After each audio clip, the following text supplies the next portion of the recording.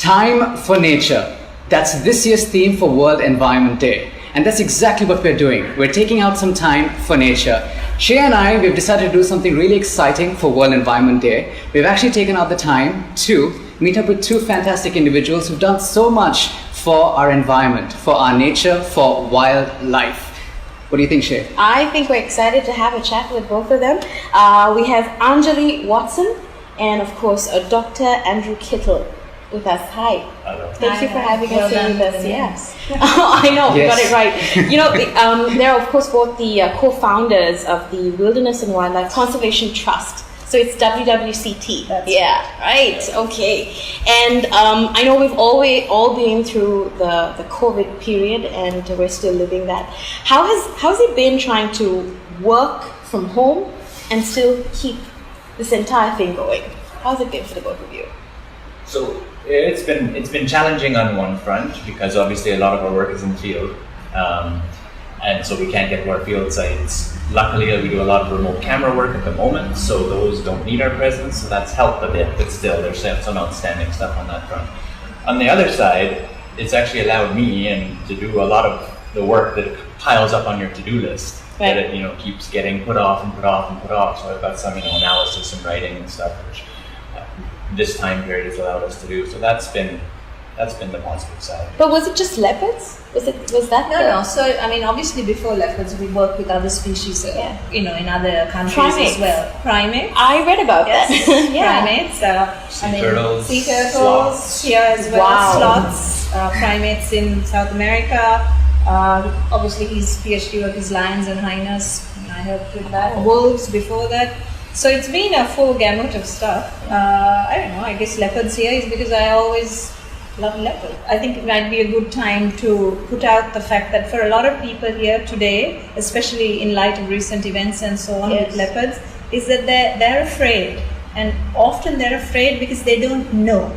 They don't know the behavior of the animal. The common thing is to think that, oh my God, it's a scary animal. You asked us that too. Are we afraid, right? Right. But because we worked out in the wild with these animals, we know their behavior. So they will only attack if they themselves are Feel afraid. threatened. So one of the major things is to make people, to allay people's fears and say, don't be afraid. Yes, these scenarios do occur, but if you also know how to, react, that could really help in the situation and not make a situation actually. But actually, this is now where the biggest problem is, because the whole human-animal conflict, because it's just a vicious cycle, because you need to, fend for your family. You're going to be opening up, not farms, but you're going to be cultivating crops and whatnot, so you're going to just keep going further and further in. And then these animals also, this is a part of their land and they need to come back, and this is where the conflict happens. It happens with elephants as well. So where do you draw the line? I really just don't think there's even a proper solution to this unless we know what to do. We're just not doing anything. Okay, so couple of things there. First, I think we're lucky right now still to not have human-leopard conflict. Okay, we all say it's conflict, but it's not really. We're not there yet. Many Even other with nations, the snares? yes. Many other, because if you look at numbers, Sri Lanka is lucky. I mean, he was just telling me the other day, amidst all of this, he was doing some international review work of poaching and whatever, and he said, we don't realize how little of that we have here. Right. Right? We look at India, look at how many animals, how many leopards are dying there, how many scenarios they have where humans and leopards come into contact. They have conflict. It's like 800 sometimes. We have 5, right? On average, we have about 5 a year of incidents occurring between humans and leopards, right? But the key, and I'm glad we're talking about this, is to not go to that level, to not become a conflict scenario, right? So in that case, what do we do? Yes, now that's the thing that we're always pushing for, is to do with landscape level conservation, right? We're an island. We don't have anywhere else to go, the animals don't have anywhere else to go. So we've got to decide, how are we going to use our land? Where are we going to go with this? So like you said, vegetable cultivations are going in, so we got to make sure to rein them in, right? People and animals have coexisted here for centuries, right? I mean, if you look at the Rohuna kingdom, it was full of people 1,000 years ago, or whatever it is. Sorry, I don't have my answer there, but still, now it's a national park, right? I mean, if you look at the old text, it says jungle fowl could jump from rooftop to rooftop Right. to go from one side to the other in the Ruhuna Kingdom, right? So there were people now. So in the tropics, we're lucky in that we can quickly restore habitat. Wildlife will realize that, right? So we need land corridors. I mean, that's what we're pushing for. Is it hard to get there then? No, it's not, because it's a matter of also focusing on where are we going to do that. Because like you said, yes, obviously people also have to, have it. But let's be smart about it, right? Where are we going to say, right, this area, we are not going to do any human development on as much as we can. Let's leave it as a wildlife corridor. Right? It's kind of important. These are wide-ranging species. They need to be able to move between our larger forested areas. I mean, one of the key elements is that we're talking about the landscape level. So we've got protected areas, we've got national parks, and that's fantastic. I mean, those are required for the preservation of large, wide-ranging animals, for sure, but they're not sufficient. It's not enough. Right? Yeah. You need connections between those. And I mean, like, for instance, elephants, 70% is the estimate that live outside protected areas, right?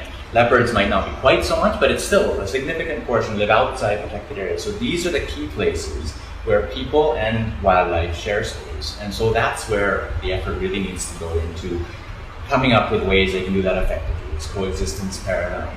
And so up in the hills, for instance, is a good example. Leopards and people. It's unprotected landscapes, it's tea estate landscapes. You've got a lot of people, quite a lot of people, and you have a reasonable number of leopards up there too. Mm-hmm. The leopards at the moment, what they've done is they've adapted their behavior to be much more active at night than they are in national parks, for instance. Even in national parks, they're more nocturnal, but in the day you'll get some activity. Up in these landscapes, we're not seeing any activity in the daytime. So they've taken it upon themselves to avoid that. So that's the key again, right? They're avoiding yes. So that's one way that this coexistence works. Of course, snares, that transcends this whole thing, because a snare, the person doesn't have to be there. So that temporal separation, is in vain in a sense, because even when the animal comes at night, the snare is still there. So those are the things that we really need to focus on. So we're trying, snares for us are, it's something that needs to be eliminated as a method, no matter what. Let's think about the fact that our national parks before were hunting reserves. Right? I said this somewhere else. Our forefathers and foremothers had the foresight to say, right, enough. We're going to ban hunting.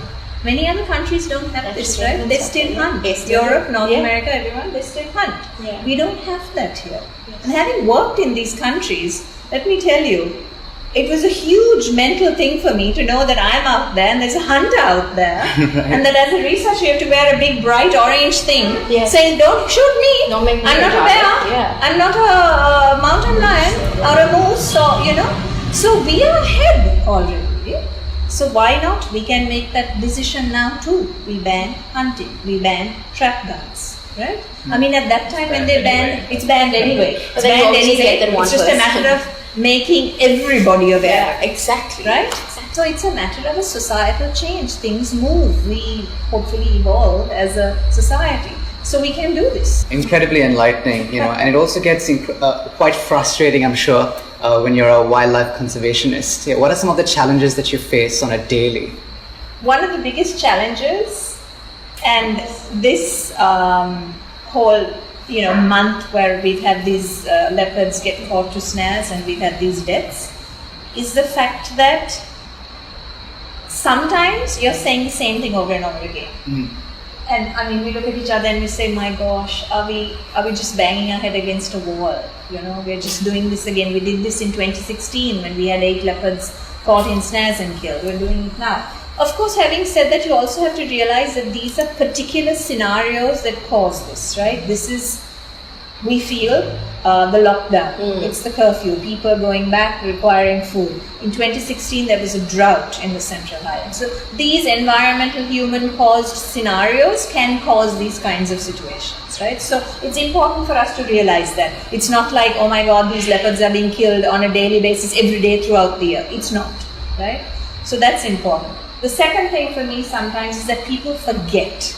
We've said the same thing over and over again, and again it's being said, right? There's wrong, inaccurate information out there. There's finger pointing going on out there. everybody blames the authorities and so on and so forth, and half of them are just talking off the top of their heads, right? I mean, there's They're a really science not there. I behind don't know it. what's going Yes, on. and there's a science behind it, as for any field, as you always say, right? So those are frustrating things, Right. especially right now with all of this going on. So inaccurate information, the blame game, all of that, and also Forgetting when things that happened some years ago again, Right. being kind of. Yeah, I mean, there, like for instance, this time, I think I mentioned this earlier, where a few years ago we had a lot of snares up in the Central Hills. We started doing some, we did work up there, done a lot of awareness programs. Things, the last couple of years have been quite good. You don't think it's due to what we've done, but at the same time you're hoping, okay, maybe there's some gradual, and then this spikes up and you think, oh God. So I mean, Everyone's talking about, oh, this needs to be done. Oh, it's being Right. done. there are these. Sure, we can escalate, frustrations. upscale the whole thing, sure. But let's not forget the Well, positive. that's an important part. I mean, especially, obviously it's normal for everyone to focus in on their lives and their that's what everyone does, that's what we do.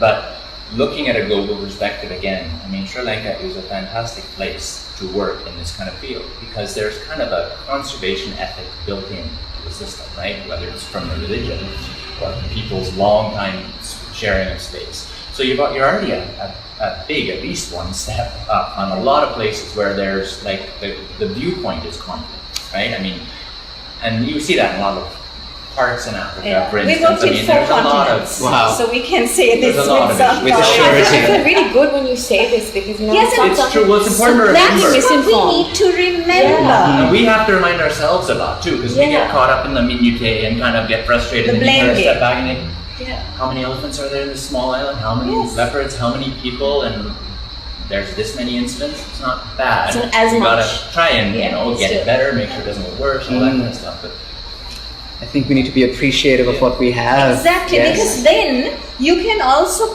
push forward Yeah. the conservation answer that needs to be followed through with, right? If you're all going to be like, very useless, what is this, we're doing this, nobody's going to move forward, right? That's And true. we need to move forward. We can't be sitting for this authority and that authority to do it, obviously to work all together. But why can't we as just civil society also do Just it? buck up. Yeah, well, I mean, you're very happy, where everyone's very happy to blame.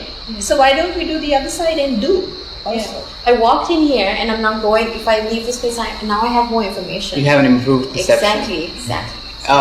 Appreciation is a very beautiful word. And speaking of the leopard, there are a lot of aspects about the leopard that we could appreciate. It's such a fascinating creature, such a work of nature. Speaking of though, what are some of the qualities of the leopard that you personally find intriguing on a very lighter note? I mean, pretty much everything. No, I mean, you're right. I mean, there's the physical aspect. Yeah. No matter how often you've seen a leopard, you see it. It's stunning. It's stunning. It takes your breath away. It's a sexy creature. Yeah, it's a beautiful, beautiful Yeah. animal. I mean, to me, I'm intrigued by the way not only the leopard, these solitary carnivores, solitary quote unquote, because they're part of this bigger network, right? And just the social structure, the way they set themselves up on the landscape, the way they communicate with each other, know what's going on, figure it out basically. I mean, to me, that's also pretty remarkable. Communicate a lot in ways that we don't really understand, using spray and scent marking and this kind of stuff, which is what drove the notion of solitariness. Yeah. But really, they're always communicating. Connected. They're just not on the phone. They're on the the path and the trail and the spraying and scenting. Yeah. They're not flashy creatures. I mean, we've sat at, he sat at a hide watching a leopard at a kill, and the way they come, the way they stop, they look at you, they know you're there, and they avoid you and go around like this, and you're just waiting. They go and, they look at you, and then they know you're there, but they're not threatened by you at that point, so they'll do their thing. It's just nice to see the way you just described it, because that's a very intense moment because you don't want It's extremely and you want to intense. show them the respect that they should get. Thank you so much, Time. Anjali Watson, Thank you Dr. very Andrew much. Kittle. Thank you Yes. so much. This was an absolutely enlightening experience. Thank you. Generation Yes.